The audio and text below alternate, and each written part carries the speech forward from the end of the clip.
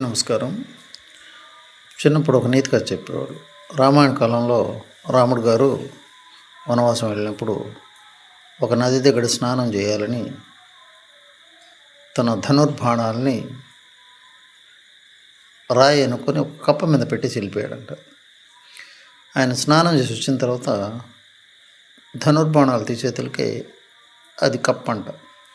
అప్పుడు కప్పని అడిగాడంట, ఏం కప్ప, నేను రాయను కొన్ని పొరపాటుగా నీ మీద ధనుర్బాణాలు ఉంచాను, నువ్వు నేను రాయను కాదు కప్ప నేను ఒక మాట ఒకసారి అరిచుండకూడదా అన్నాడంట.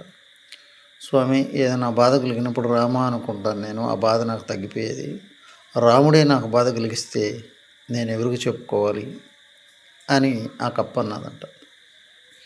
అదేవిధంగా ఈ రోజుల్లో ఏంటంటే మన వల్ల కనిపించిన తల్లిదండ్రులని చూడకుండా వాళ్ళకు బాధ కలిగిస్తున్నారు.